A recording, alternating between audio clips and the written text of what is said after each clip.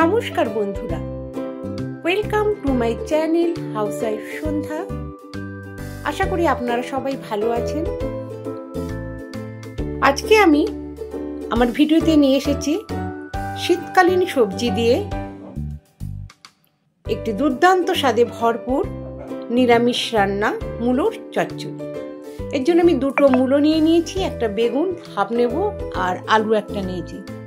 বেগুনটা এরকম লম্বা লম্বা করে হাফ বেগুন এরভাবে কেটে নেব, আর মূলো এরকম পাতলা করে নিতে হবে, তাহলে খুব ভালো হবে আর ওটা বেশ সুন্দর লাগবে খেতেও।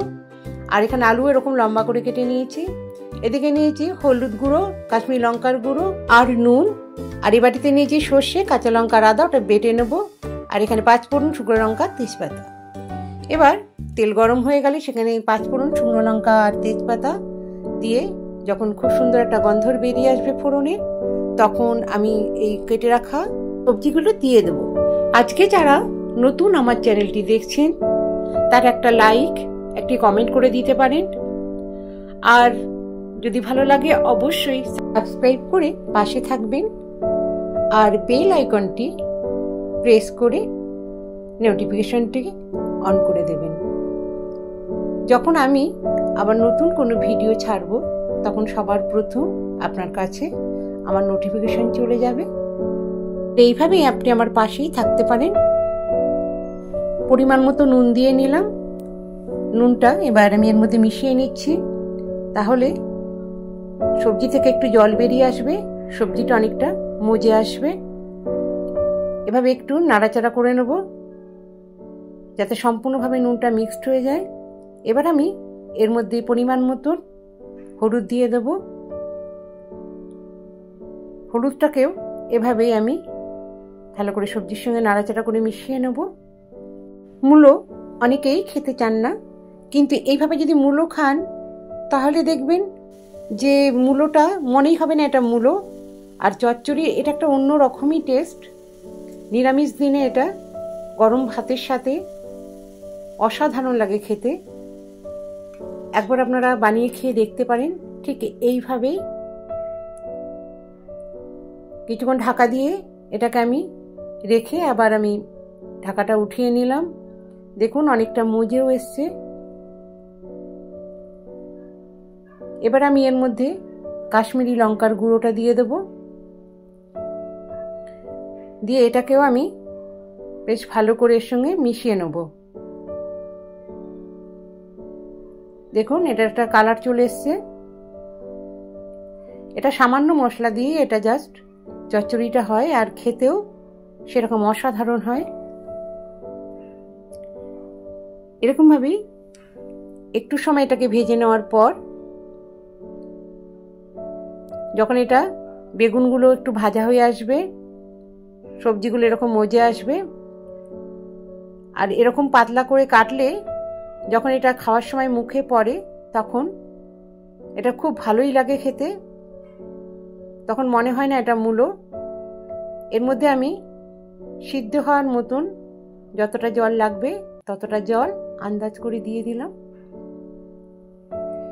জলটার মধ্যে সবজিটাকে মিশিয়ে নিয়ে এবার আমি কিছুক্ষণ এটাকে ঢেকে দেব সিদ্ধ হওয়ার জন্য। এবার আমি সর্ষে, আদা আর কাঁচা লঙ্কাটা একটু পিষে নেব।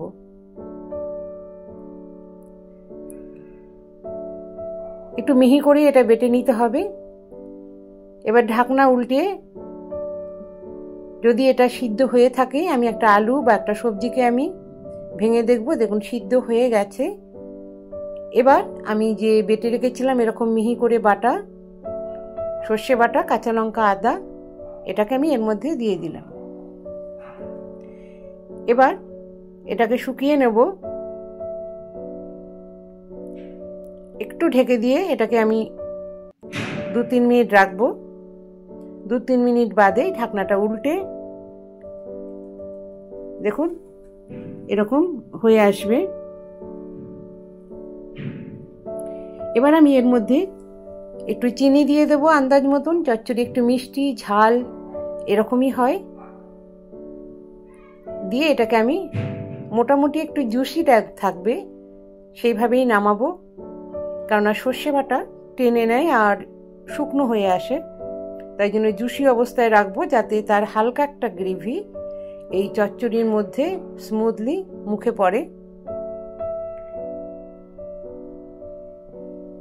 এটাকে লাস্টের দিকে ননস্টপ একটু নাড়তে হবে, কেননা এটা তলায় লেগে গেলে খেতে ভালো লাগবে না।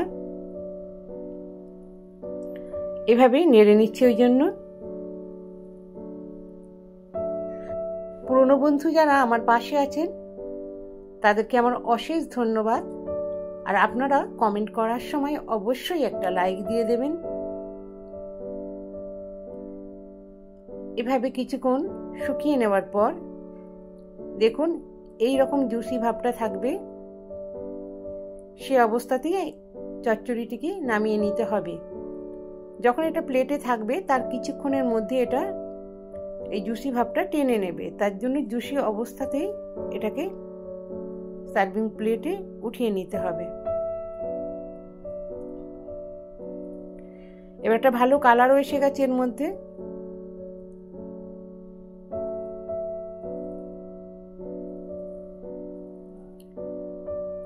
আপনারা একবার বানিয়ে অবশ্যই খেয়ে দেখবেন, কারণ এটা বুঝতেই পারবেন না এটা আপনারা মূলোর চচ্চড়ি খাচ্ছেন।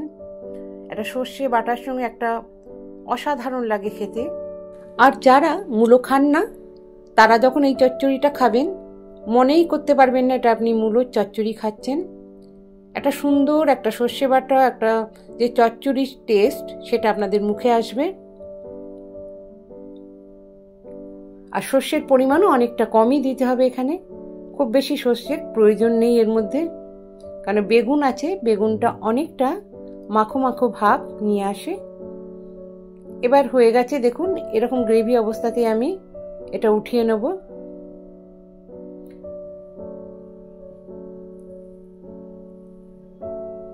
আপনারা যে যেখান থেকে আমার এই ভিডিওটি দেখছেন এটি একবার অবশ্যই বানিয়ে দেখবেন।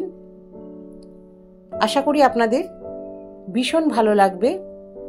নিরামিষ দিনে একটা মূলোর একটা অসাধারণ রেসিপি এটা। এটা আমার শাশুড়ি মায়ের রেসিপি, আপনাদের আমি আজ বানিয়ে যেটা দেখাচ্ছি। আর খেতেও খুব সুন্দর হয়।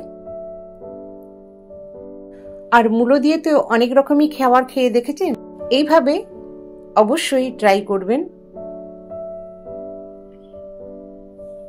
পরিবেশন করার জন্য রেডি আমার মূলোর চচ্চড়ি। আর সবাইকে আমার ভিডিওটা দেখার জন্য অশেষ ধন্যবাদ। খুব ভালো থাকবেন।